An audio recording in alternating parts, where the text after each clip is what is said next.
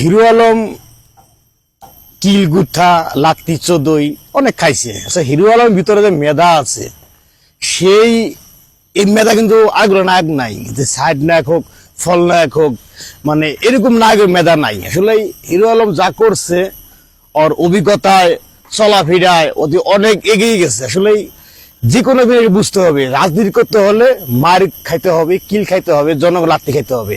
স্টেশনে পাবলিক চিনবে, স্টেশনে মানুষ চিনবে যে অমুক মার খাইছে অমুক মার খাইছে।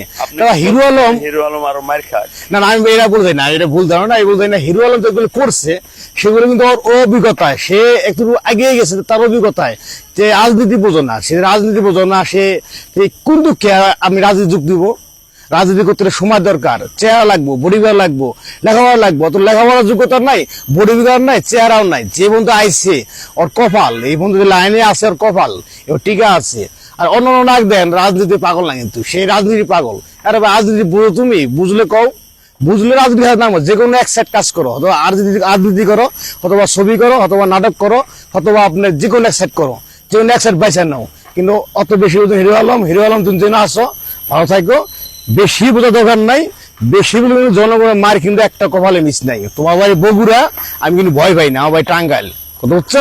দিলে গেলাম, যেখানে থাকো ভালো থাকো, উল্টা পাল্টা কাজ করো না, মানুষের কিল কোথা খায় না, অনেক খাইছো আর খাইও না।